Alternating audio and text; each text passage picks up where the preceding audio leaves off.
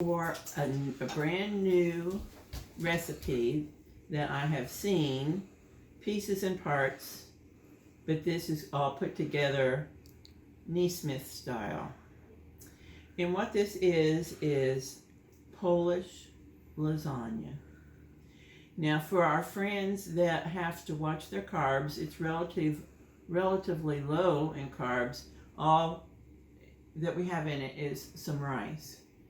And it's basically reconstructed cabbage rolls, but we put some other flavors to it. Now, one of the flavors that we're going to put to it is we're going to put cheese because it's a casserole. You got to have cheese in a casserole. But we're not going to put this much, so don't worry. We're just going to use what we need. And we don't know exactly how much we're going to need. So my husband came back. I said 1 bag of grated cheddar cheese, and he came back with this. So you can freeze shredded cheese. And so what we'll do is my husband will vacuum pack this in reasonable sized batches, and it won't get moldy or anything. And price per unit, this is the way to go. Now we're going to brown up some hamburger meat. And we're going to put some grated up onion, celery, and parsley. My husband got this little chopper from QVC, and he chopped it up just as fine as it could be, and it was the way I wanted it, so we're happy. We got a cup of long grain white rice, tomato juice. This is our tomato element. We've got celery salt, fresh black pepper, smoky paprika, onion salt, and garlic, not salt, onion powder and garlic powder, and sour cream. We've got cabbage in the whole head cooking in a big pot of boiling water. As it cooks, we're going to be taking the leaves off. And those are our lasagna noodles. We're going to layer it up, and we'll show you how we do it. And we'll make it like a Polish lasagna. I don't know what they call it. My aunt bought me one, and it just chomps up meat really good. You can mash potatoes with it if you want to. You can get it on Amazon. You'll find it in probably the dollar store has them. But they're invaluable. They are more versatile, and you want things that are versatile that you can use for other purposes. If you was making homemade applesauce, this would help you chunk it up. If you're making mashed potatoes, but it's ideal for chunking up ground meat. If you're making a casserole or something that has cooked chicken in it, after you've cooked the chicken, you can mash it up with this, and it gets in a more incorporative types pieces. It just works out really good. Okay, we can put this on the stove and cook it up. Oh, another thing is we'll go ahead and put the onion and the celery in with it, and it can be cooking up with it. And we can also put the spices in. If you've got real garlic, go for it. But this is garlic powder. And if you like things really garlicky up, put more in. I want it to be there, but I don't want it to overwhelm. This is onion powder. Now we already got onion. The onion powder adds just a little more savory flavor. This is smoky paprika. This is something that you want, puts a smoky note to it, and it is very, is present in Middle European cooking.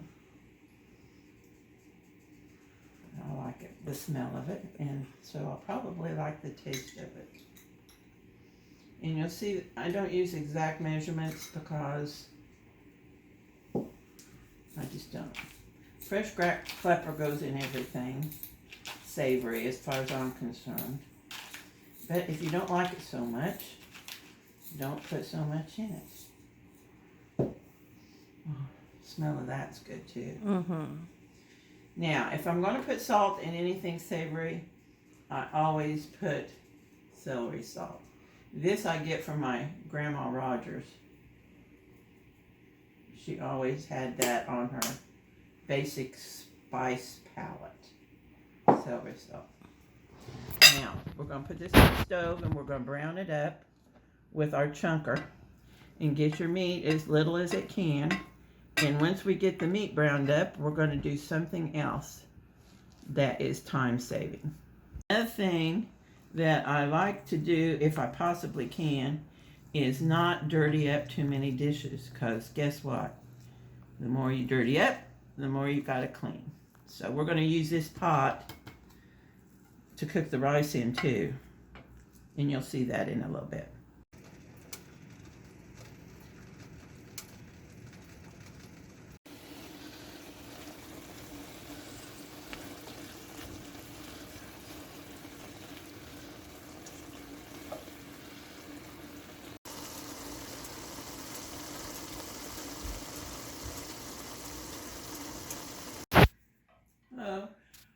My able assistant has browned up this hamburger meat for us and drained most of the fat off.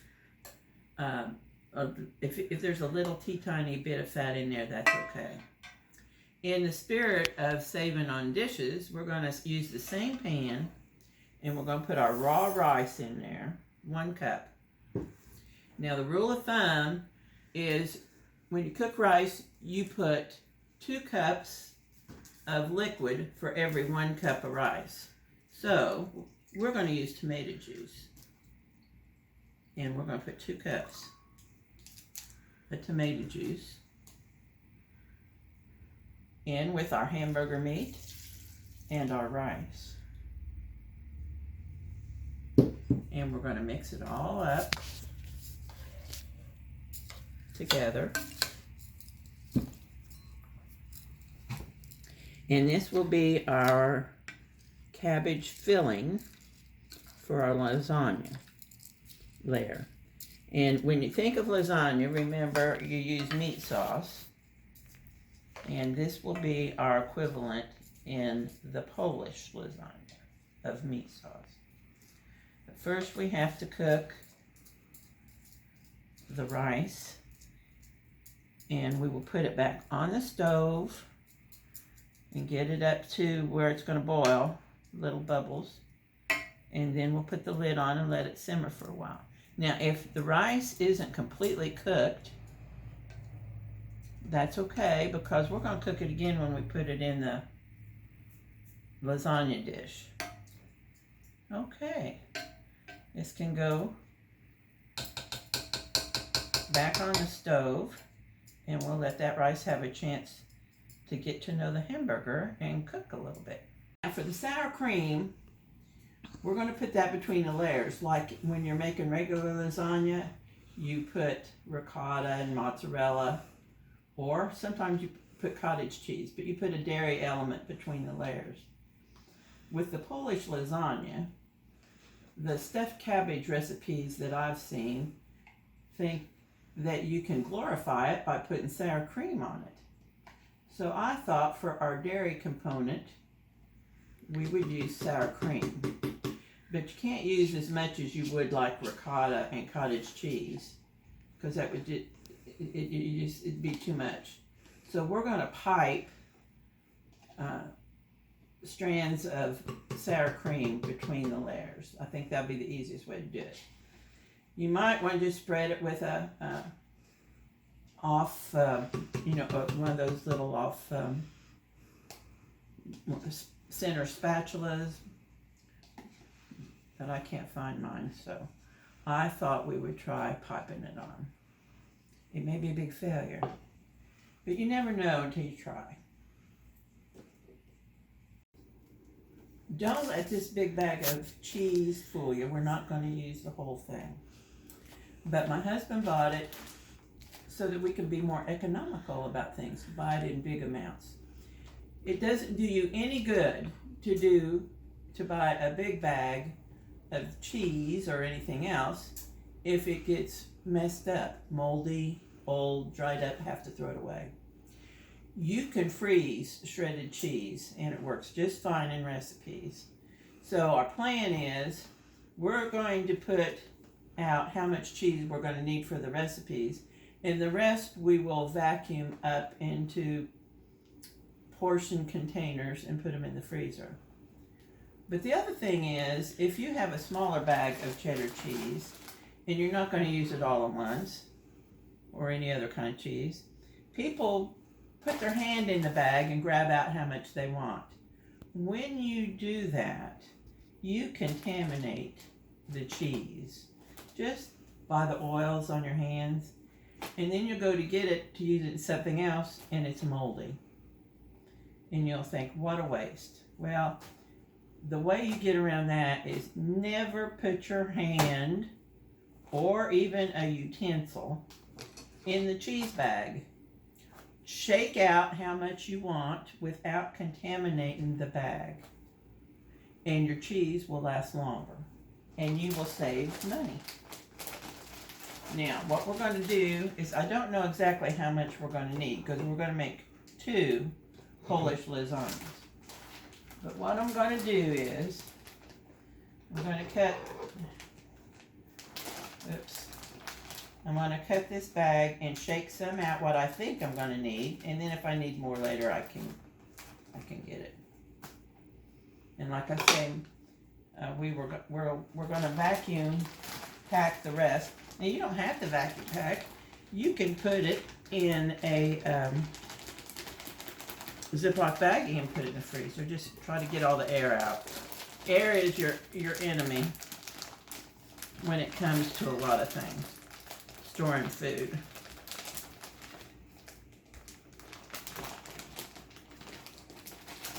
It's not always easy because you just want to put your hand in there and help it out. But don't. Trust me. Don't go there.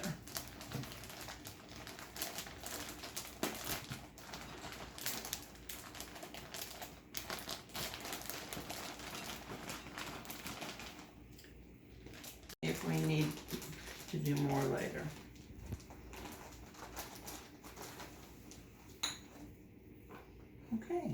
Okay, we've cooked the cabbage in the water, and now's a good time to cut the core out. Oops, because we don't need that anymore.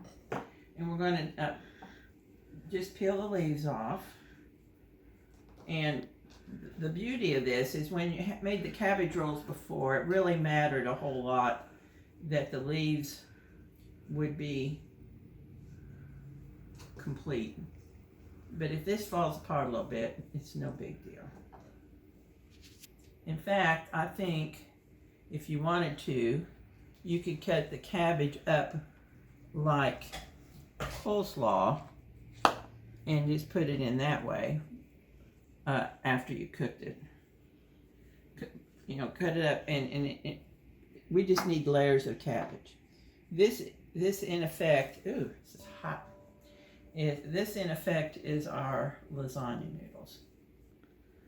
And trust me, you're going to need them to cool off before you start handling them to put them in the casserole. Well, our stuffing's done. Yay! You go ahead and film that time. And we're going to go back to our basic elements of lasagna. This is your classic 9x13. And when you're making lasagna, what do you always do? You always put a layer of spaghetti sauce on the bottom. Then you put a layer of noodles. Then you put your dairy element, which is usually ricotta and mozzarella. And then you layer it up, and you always end with your meat mixture and then a layer of cheese. So we're going to follow that same basic rule, except we're going to put just a little bit of tomato juice at the bottom instead of the sauce with the meat in it. And the purpose of doing this is to, you don't have to put a whole lot, just a tiny little bit, is to keep it from sticking. And we did spray the pan before. And we also sprayed the pan for extra insurance. Yeah, that worked out really good. Just a thin layer of tomato juice. And then we're going to put our noodles in, which is the cabbage. Now, if you come across a piece of big vein or something that is keeping it from laying down, you just cut that part out. Just like if you were making the rolls, they trim down the vein or cut it out. And if you want to make it lay flat, you just put a little cut in it like that. The main thing is for your noodles to lay flat, because we're layering it up. And it's all going to cook together, so if it's not perfect, that's okay, because it's the whole dish that we're going to go for.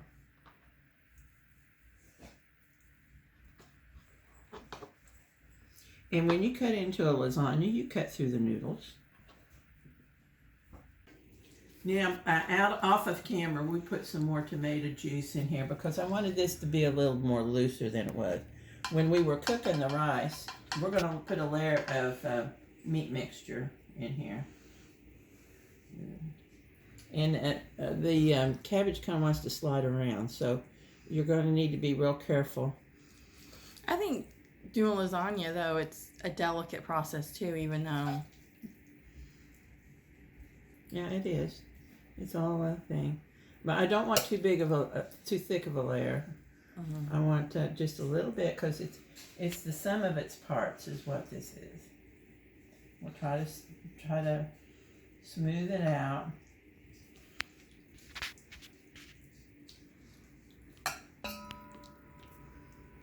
Okay.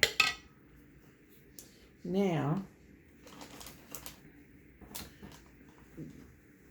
this is the dairy section of the lasagna. So instead of the ricotta mixture, we're going to do sour cream. But we're not going to put as much dairy as is in regular lasagna. It's going to be a lesser layer. So we've put it in this bag and we're piping it in because we want an even distribution, but we don't want tons of sour cream in there. And then we can put our hands in this cheese because we're not going to be keeping it long-term storage. It's just going to be in this recipe. And we'll just sprinkle a little bit of this. Like I said, you don't have to gum up a whole lot of it.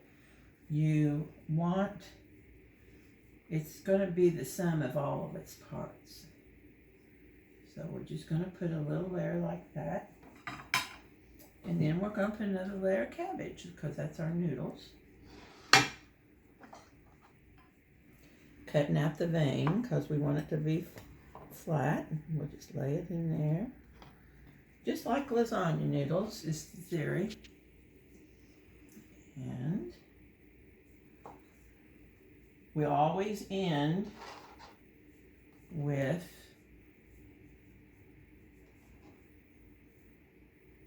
the meat mixture, and then we're going to cover with the cheese. But the sour cream will be in between, but not too radical, because if you're going to have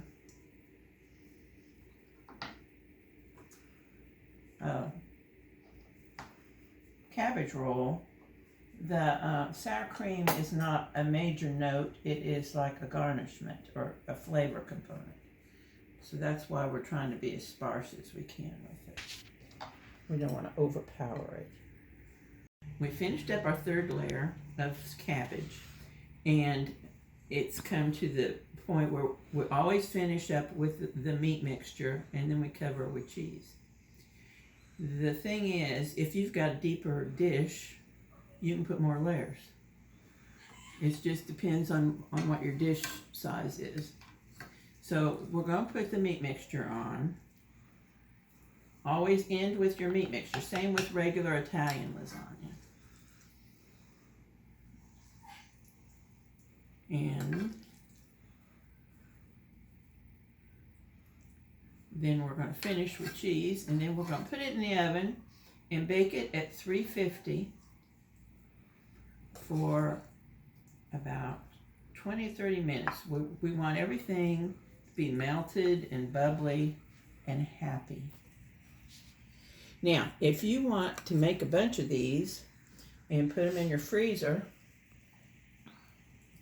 cover it with aluminum foil and then triple wrap it with saran wrap, date it, and say what, and label it, and put brief instructions on what it is and how to cook it, and you can have a meal for in the future.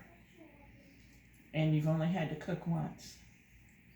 You can do as many of these as you want. They'll last in the freezer about 6 months, 3 to 6 months. Now, we're going to put the finishing glory. We're not putting any more sour cream in it, but we're going to finish it off with shredded cheddar cheese. And then we're going to put it in the oven and bake it for 20-30 minutes. Well, our Polish lasagna is out of the oven, and it's all hot and bubbly and melted, and all our components were already cooked before we put them together, so this is perfect to eat right now. You can let it sit and rest a little bit, but I'm going to want some right now.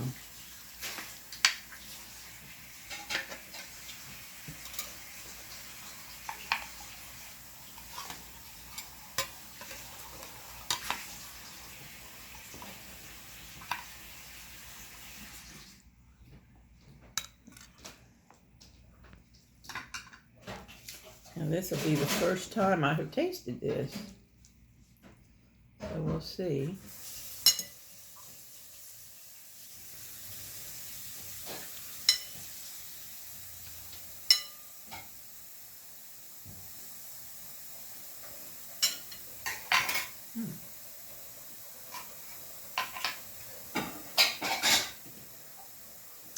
It's a winner. The only thing I can see, maybe I might need to season it up a little bit more with some more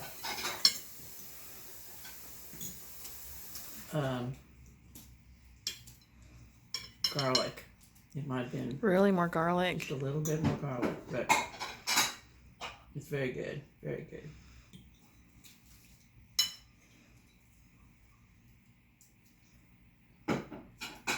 Nice balance of different things.